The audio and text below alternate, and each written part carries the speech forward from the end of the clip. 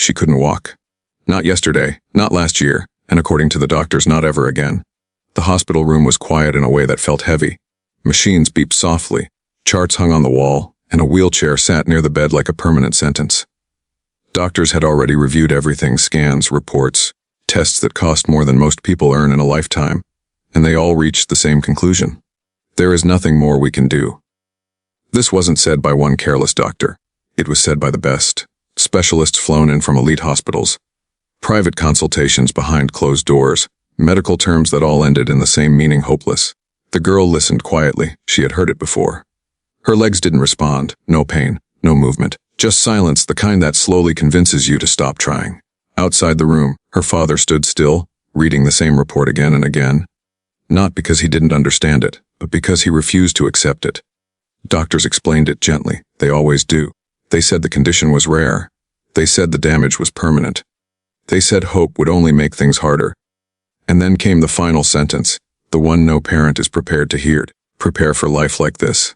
A wheelchair, dependency, limits. This was not a problem money could fix. Every option had already been paid for. Every treatment tried. Every expert consulted, and yet nothing changed. But here's the part no one noticed. While the doctors were focused on the charts, the father was watching something else.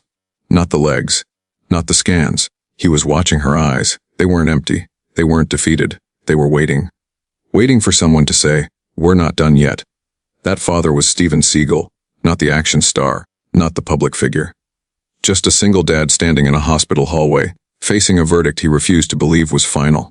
And the decision he made next would challenge everything doctors believed was possible. Do you believe some problems are truly impossible to fix? Yes or no? The first thing everyone assumes is that money changes everything.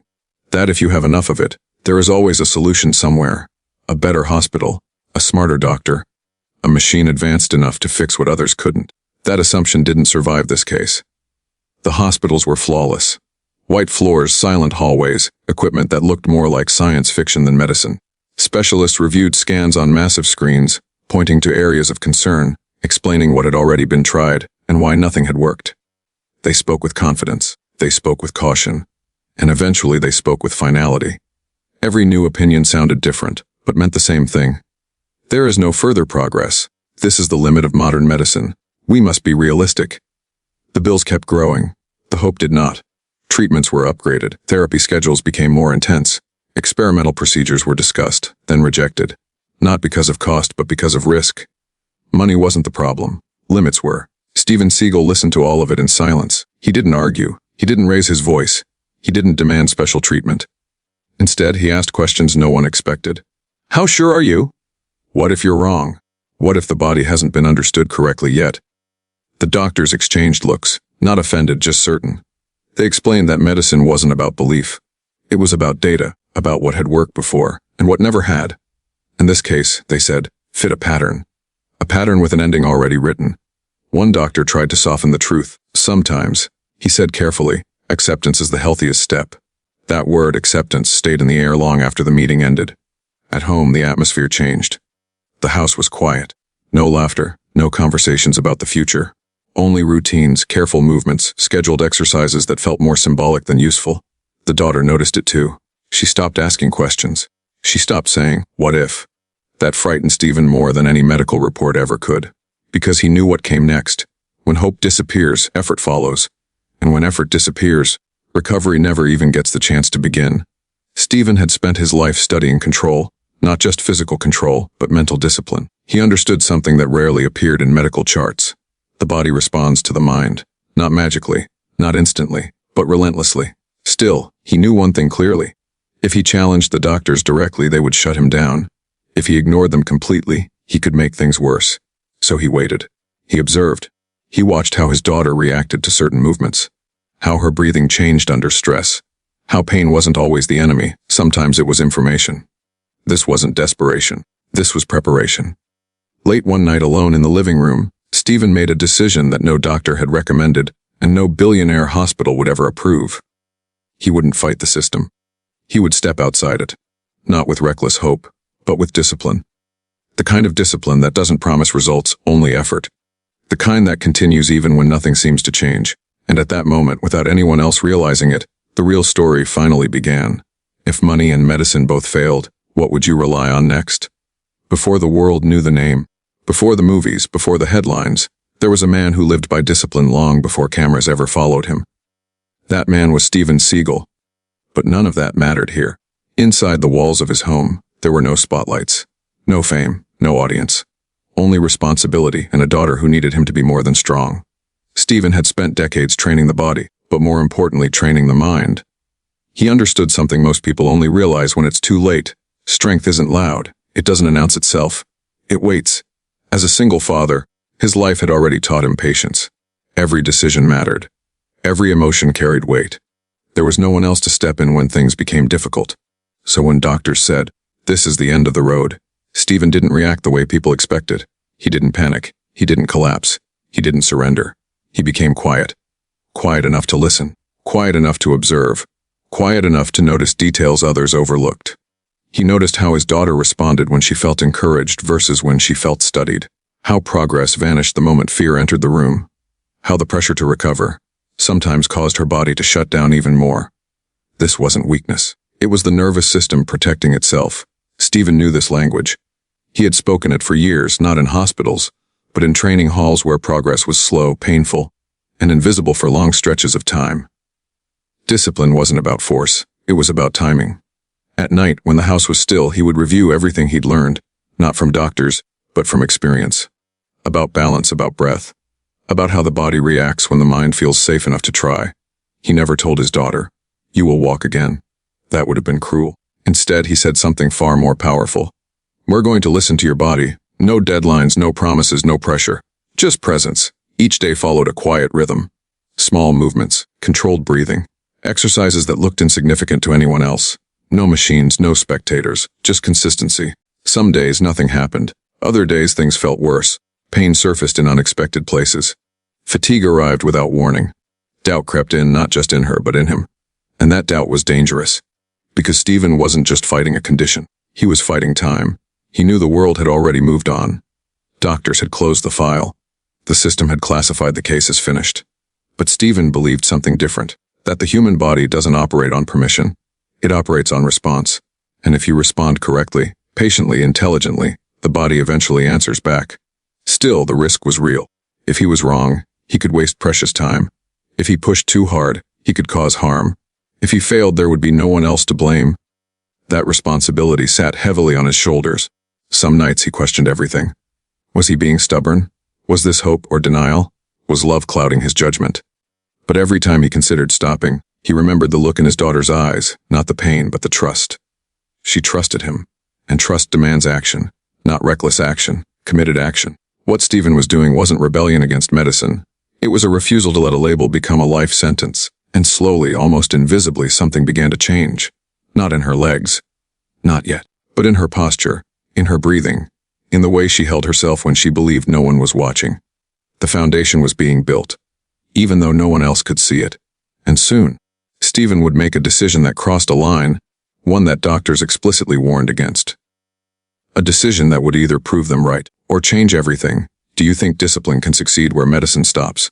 The warning came quietly. No raised voices, no dramatic gestures, just a calm, professional sentence spoken across a polished desk. This is not advisable. The doctor wasn't cruel. He wasn't dismissive. In fact, he sounded concerned, genuinely concerned. He explained that any deviation from the prescribed medical plan could create setbacks that might be irreversible. Nerves don't forgive impatience. Muscles don't respond well to uncertainty. And hope, when misplaced, can do more harm than good. Stephen Seagal listened carefully.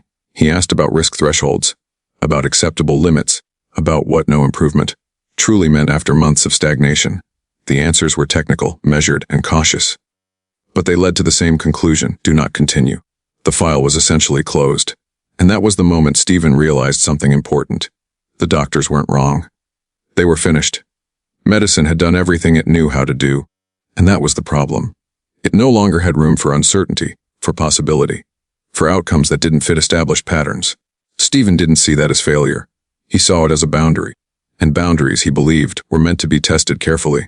He didn't announce his decision. He didn't argue. He didn't demand approval. He simply stopped asking. At home, the routine changed. Subtly at first. Longer sessions, different angles, exercises that engaged balance before strength, breathing patterns that slowed the nervous system before movement began. To an outsider, it looked almost meaningless. Too gentle, too slow. But Stephen wasn't training muscles. He was rebuilding trust between the mind and the body. He paid close attention to signals, tremors, resistance, fatigue. When to stop, when to rest, when to push just enough without crossing the line. This wasn't optimism, it was calculation. Still, the consequences of being wrong hovered constantly.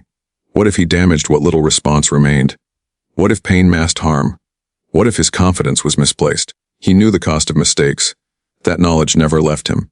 There were days when his daughter questioned him. Not with anger, with fear. What if they were right? She asked once, barely above a whisper. Stephen didn't answer immediately, because honesty mattered more than reassurance. I don't know, he said finally. That answer changed everything. It removed pressure. It removed expectation. It replaced certainty with effort. From that point on, the goal wasn't recovery. It was engagement, movement without fear, pain without panic, focus without desperation. And yet, nothing visible changed. Weeks passed. Doctors remained skeptical. Friends grew quiet. Conversations shifted away from improvement and toward adaptation. This is where most people retreat. When effort produces no reward, when time passes without confirmation, when silence starts to feel like proof of failure. Stephen felt it too. Late at night, he sat alone replaying every decision, wondering whether discipline had crossed into stubbornness, whether belief had become ego. The responsibility was crushing, because unlike doctors, he couldn't step away at the end of the day. This wasn't a patient. This was his child. And then came the moment he almost stopped, not because of exhaustion, but because of doubt. One evening, after a session that ended in visible frustration, his daughter quietly said something he hadn't expected. Maybe this is just how it's supposed to be. The words were soft, but they hit harder than any medical verdict. Stephen understood what that sentence meant. It wasn't surrender. It was acceptance taking root. And if that happened, truly happened, the fight would be over before it ever had a chance to succeed. That night, Stephen made a final adjustment, not to the routine, to the intention. From that moment on, he would no longer chase progress. He would build resilience. And whether anyone believed in it or not, he would see it through. Would you continue, even when nothing seems to be working? Progress doesn't disappear loudly. It fades. Not in dramatic setbacks, not in sudden failures, but in small, quiet ways that make effort feel pointless. Days began to blend together. The same exercises, the same careful movements, the same silence afterward. Stephen Seagal stopped counting weeks. Numbers had started to feel meaningless. He measured time differently now, by breathing, by posture, by the subtle changes only someone watching every day would notice, or hope to notice. His daughter tried to stay strong. She followed the routine without complaint. She trusted him, but trust doesn't erase disappointment. Some mornings she woke up already tired, not physically, emotionally. Stephen saw it in her hesitation, in the way she paused before starting, as if bracing herself for another reminder that nothing had changed. And then there were the nights. Nights were harder. That's when doubts returned uninvited. Stephen lay awake replaying every decision, every moment he could have chosen differently, every warning he'd ignored, every line he'd crossed without permission. The doctor's words echoed more clearly now. Acceptance is the healthiest step. He hated that sentence, not because it was cruel, but because it sounded reasonable. Reasonable is dangerous when you're fighting for something that doesn't follow logic. The pressure began to show. His daughter stopped asking about the future entirely. No more questions about walking, no curiosity about when. Instead, she focused on adaptation, learning how to move efficiently from the wheelchair, adjusting routines, planning life around limits instead of challenging them. It wasn't defeat. It was preparation, and that terrified Stephen, because once someone builds a life around a limitation, they stop trying to escape it. One afternoon, after a particularly draining session, his daughter sat quietly on the edge of the bed, staring at the floor. "Dad," she said softly, "you don't have to keep doing this for me." The room felt smaller after that. Stephen didn't respond right away. He couldn't, because he understood what she was offering. Permission. Permission to stop. Permission to let go of the weight he carried alone. Permission to accept the world as it was, not as he wanted it to be. Most people would have taken it. It would have been the kinder choice, the safer choice, the one no one could criticize. Stephen felt the temptation. For the first time since the beginning, he considered what life might look like if he let go of the fight. Less tension, less risk, less disappointment, but also less possibility. He looked at his daughter, not at her legs, not at the chair, but at her posture. The way she held herself when she thought the decision was already made. She wasn't asking him to stop because she had lost faith. She was asking because she didn't want him to suffer anymore. That realization changed everything. Stephen knelt in front of her and said something he hadn't planned. "I'm not doing this because I think I'll win," he said. "I'm doing it because stopping would teach you the wrong lesson." She didn't answer. She didn't need to. But the weight didn't lift. The next few days were the hardest yet. The routine continued, but without energy, without belief, like going through motions that had lost their meaning. And then it happened. Not a breakthrough, not a miracle, a moment. Small, easy to miss, almost dismissible. During a routine movement, Stephen noticed something different. Not movement resistance. A slight delay, a subtle response. So faint it could have been imagined. He said nothing. He didn't react, because hope, when spoken too early, can collapse under its own weight. That night, Stephen didn't sleep. He sat quietly, replaying the moment again and again, asking himself the question he'd avoided for weeks. Was this nothing? Or was this the beginning? Should he stop now, or keep going? Stephen didn't say anything the next morning. Not because he wasn't sure, but because certainty can be fragile when it's new. He repeated the same routine, the same pace, the same calm instructions. No celebration, no excitement, just discipline. His daughter noticed it immediately. "You're quiet today," she said. "So are you," he replied. They continued. Breathing first, alignment next, then the movement. And then it happened again. This time there was no mistaking it. Her leg didn't move freely, but it resisted differently. Not locked, not absent. Just present. Stephen froze, not visibly, not dramatically, internally. He had trained himself for years to remain neutral in moments of intensity, and now that control mattered more than ever. "Let's stop," he said calmly. His daughter looked confused. "Did I do something wrong?"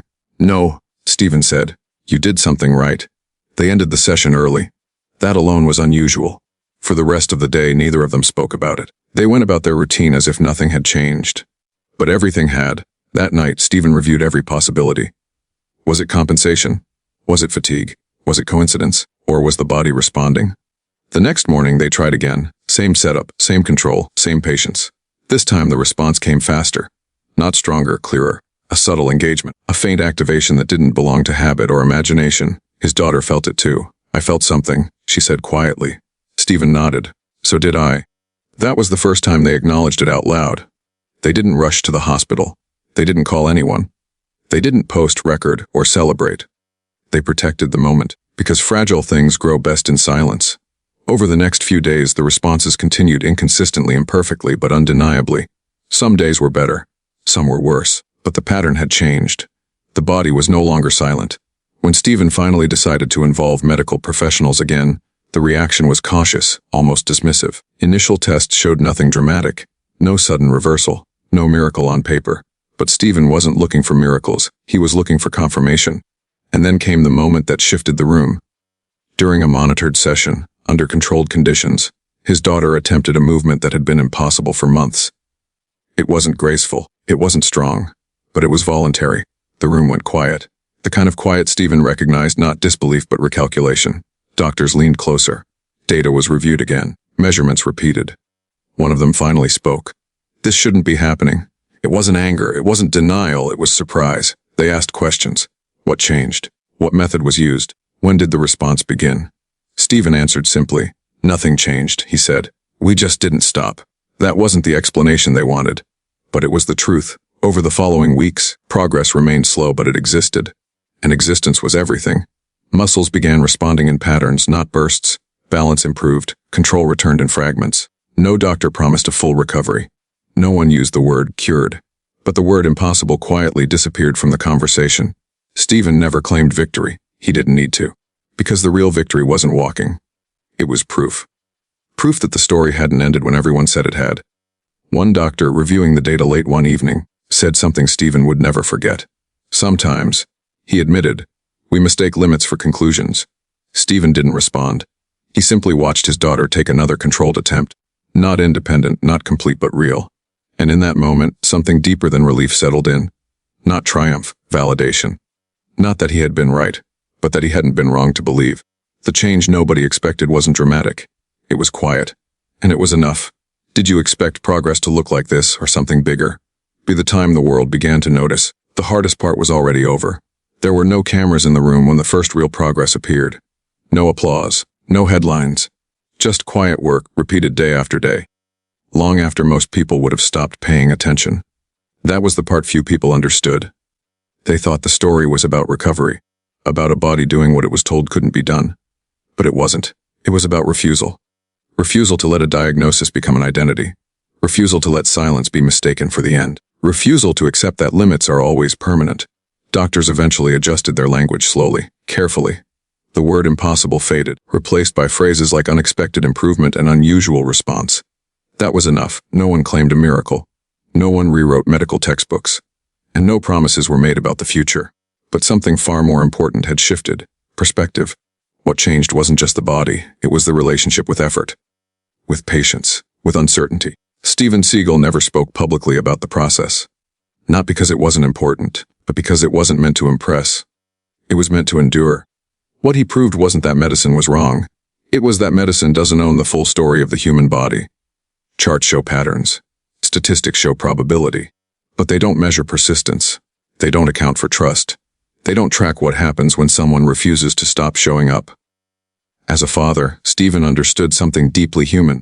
That belief doesn't heal bones or nerves, but it creates the conditions where healing has a chance to begin. His daughter didn't suddenly become fearless. She didn't wake up one day free of doubt, but she learned something stronger than confidence. She learned agency. She learned that effort has value even without guarantees. That progress doesn't need witnesses to be real. That dignity exists in trying, even when the outcome is uncertain. And that lesson stayed with her longer than any physical improvement ever could. People often ask why stories like this matter. They matter because everyone watching carries their own version of, this can't be fixed. A limitation, a label, a verdict delivered with certainty. Sometimes it's medical, sometimes it's emotional, sometimes it's something no one else can see. This story doesn't promise victory, it offers something better. Permission. Permission to question conclusions. Permission to continue quietly. Permission to believe that effort is not wasted simply because results are slow. Steven never needed the world to agree with him. He only needed to stay consistent, and in doing so, he showed that the most powerful changes rarely arrive with drama. They arrive with patience. Walking in the end was never the point. The point was movement. Forward. Even when the path was invisible. What is something in your life you haven't given up on yet?